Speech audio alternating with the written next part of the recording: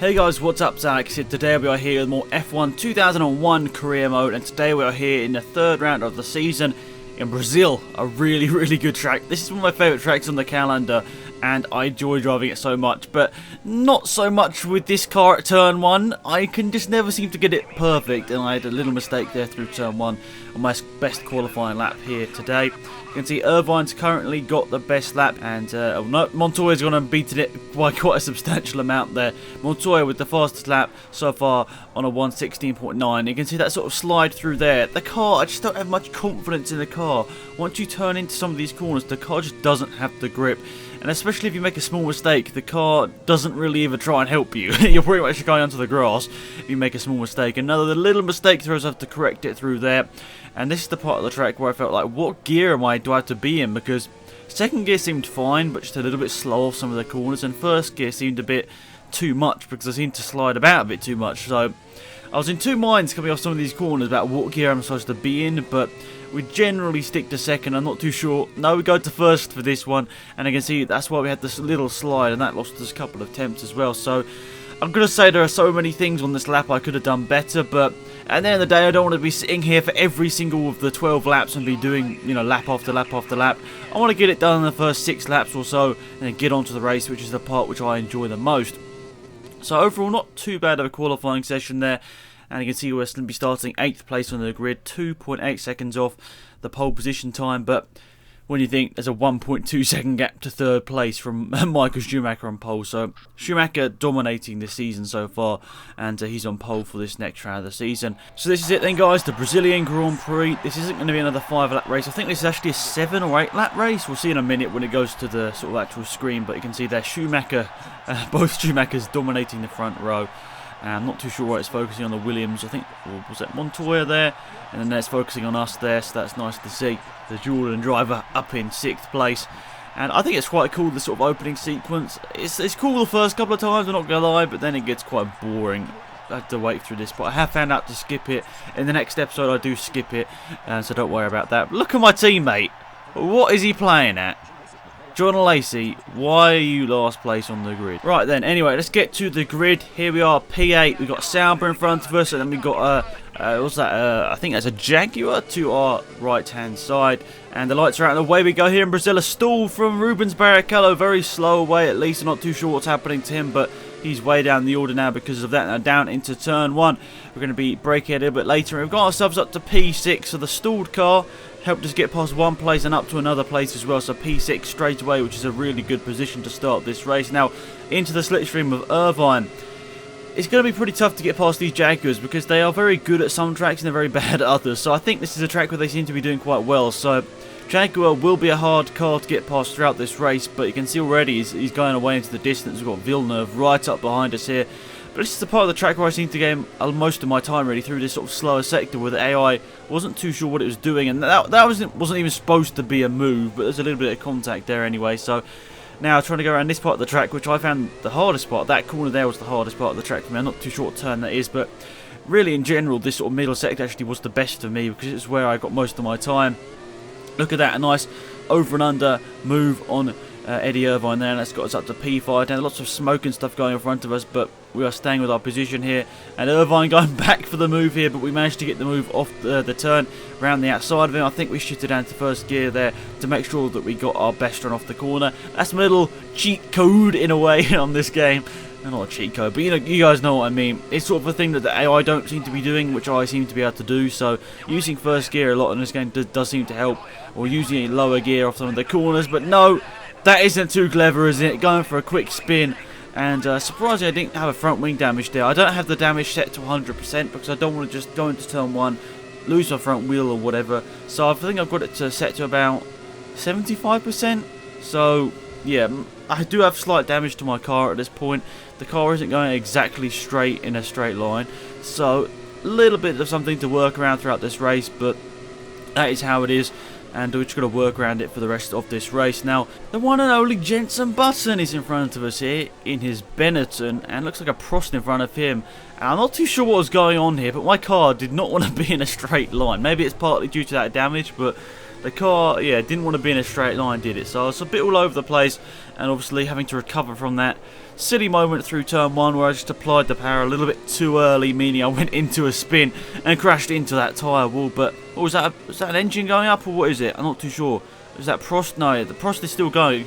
There's quite a bit of smoke coming out the back of it there. I'm not too sure if it's just locking out the brakes or something, but looked like a bit of an engine failure at first, but no, at the moment it seems to be fine. It looks maybe just some random smoke actually comes off the cars throughout these races. Not too sure. Obviously the game is like 15 years old, so yeah, I can't be saying, oh, we need to patch this. But a little bit sceptical through turn this one. You can see the black lines on the road where I've spun it into the wall the last lap, but we managed to get through turn 1 and turn 2 a little bit better this time, and now down this long straight, less than a second to Button in front. Marquez, of all people, is in 11th place currently. I don't know if you guys remember, but Tarso Marquez was, I think, by a lot of people, one of the worst drivers on the grid in 2001. Surprisingly, he finished ahead of Alonso in the championship, but yeah, we all know what Alonso went on to do, but Tarso Marquez wasn't very good. But yeah, so now we're right behind Button here, and we just sort of like, what are you doing on the inside, Button? Well, there's probably a good reason for him staying on the inside, because it was a lot less bumpy, but we're trying to get past him there, but looking to the outside like, okay then guys, let's just go around the outside then. So we managed to make up 2 moves on Bertie and also Button, so we managed to get past them 2 and up into 8th place there. So that, once again, a really nice little move there which helped us up the field once again. Now, get past 2 cars and we got some more points. That'd be the aim for this race here. Heidfeld just under 2 seconds up the road, and Bertie seems to be falling back. Obviously, let's say the timing system you're seeing the top left hand side of the screen isn't exactly accurate in this game. It seems to be very, how do I say this? It seems inconsistent is probably the best word of saying it. But yeah, so sometimes these, like, just going in a straight line, they're getting like nearly a second in a straight line, which is a bit confusing.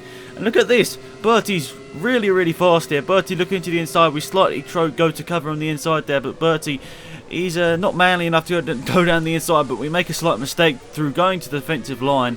We make a silly mistake by braking way too late and going onto the gravel there. And I think that's something you guys are going to have to understand throughout the maybe like first half of the season. I probably might be doing some silly little mistakes, especially at some of the tracks like Imola that I really just don't know. I actually haven't driven on in so long. Hopefully you guys don't hate me too much for that, but I suppose that's just how it is. I've got to learn the tracks, and I can't just learn them through doing like 20 laps in like practice or whatever. It takes a long time to actually learn the tracks properly that I haven't done in the last couple of weeks and months on like F1 2014 for example. But yes, we've recovered from our trip through the gravel, and now to try and close down Heidfeld, who's just under 3 seconds in front of us now, so he's probably gained about a second or so on this lap. Obviously, as I said, the timing's a bit up and down, so it's really hard to sort of say exactly how much we gained, but about a second that cost us throughout the gravel throughout that lap. Maybe a bit more, because obviously we were doing quite well on the rest of the lap. And I don't know what is happening, just through turn 1, I can't get the car slowed down, turned in, you know, into the right gear. I don't know what it is. I'm really not too sure what is happening with that, but as I said, the cars are so different to drive in comparison to 2014. And look at this, Bertie's going for a move once again. He's looking down the inside, but it's not happening. And I think we've had a car retire from the race, because we are up to 7th position there. I think I wasn't actually focusing on it, but I think I remember correctly whilst I was doing this race, there was a car pulled off to the right hand side of the track down that straight back there. So I think we are now up into 7th on the basis of a car retiring, not obviously as we overtook someone. So 1 place now, and we might be able to get into the top 6. And what is this? Nick Heidfeld has retired. Mr. Consistent, we will remember Nick Heidfeld as being one of the most consistent drivers of his era, has gone and retired from the race. The Sauber having a problem, and we're up into 6th place. Against all odds, we've somehow managed to fight back from our silly little spin into a points position, and Jack Villeneuve's about 2 seconds up the road as well, so we got 2 laps to go and catch him. Are we going to be able to do it? Well, it's going to be a tough ask, because obviously Villeneuve's in, you know, a pretty decent car in all aspects. It's probably as good as our car in some ways. Other ways, maybe we're a little bit better. But I don't know. I'm really confused, because I did some quick races, and the Jordan was always up there in the qualifying stakes. And that's because in this game, as it was developed sort of after the season, there's the retired car back there, by the way. In the sort of quick race option, you can have it to set to 2001 qualifying, because as this game was sort of released after the season was over, they could have it as like the 2001 qualifying results were implemented into the game. So you can have that in quick races. I think it's pretty cool. So the Jordans were always up there, showing they had good speed, but I'm not too sure why. Alesi's just always down the field. It's a bit confusing to me, and we seem to just be dominating him really in this career mode so far. And yeah, so I'm sorry that was a little bit of a story you guys probably didn't really care about, but over this lap we haven't really gained much time, have we, on Villeneuve?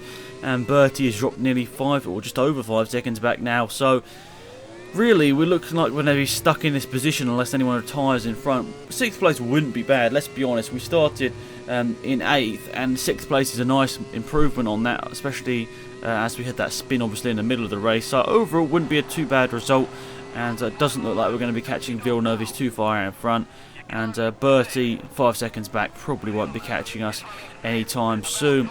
And yeah, so really this is going to be looking at the championship after this. I'm wondering where we're going to be ending up, because 2 points finishes out of the first 3 races. Could be a good chance we're in the top 5 in the championship, depending on other results going our way. But Villeneuve, the gap is coming down ever so slightly, but it's not enough to go and get his 5th place unless he retires from the race. But I don't really see cars retiring in like the last half lap of a race, in all honesty. Normally it seems to be either on the first like 1 or 2 laps, or maybe like at the start of the last lap. It's weird, I don't think I've seen anyone retire on the last half lap of a race so far, but I don't know, this game's a bit random and all over the place sometimes, so I'm sure I'll break that thing I'll break the rule, is that even if that's even a thing? Break the rule of that later down in this career mode. But look at this, Schumacher goes and wins yet another race. We have closed their gap down to Villeneuve, but it's going to be too little too late. So Schumacher 1-2, Hakkinen, and then Montoya. Then it's going to be Villeneuve across the line in 5th, which is a pretty good result for him. And good stuff for us. 6th place, nice to see. And I was happy with that result, not going to lie, after what I'd say was a pretty tough race. And we go for a little burnout before the game cuts away. So look at that, Michael Schumacher once again, 3rd race in a row he goes and dominates to pick up 10 more points. You can see the other car way behind him there in a 7-lap race, and Michael Schumacher on the full 30 of 30 so far. And if I remember correctly, I think the car behind him's on like 15 points. We'll see the standings in a minute, but Schumacher's like dominated this career mode so far. So there we are. There are the standings.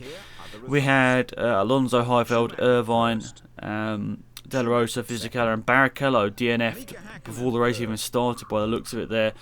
And yeah, look at that, Ralf Schumacher in 2nd place with half the amount of points of Michael. So that's how it's looking there, guys, and we're doing not too badly in the standings, are we? There is that 6th place, yeah, 6th place. So, and yeah, 4th place in the constructors as well, ahead of BAR and Sauber. So that's good, guys. Thanks again for watching, I appreciate it. Until next time, it's been Alex about it.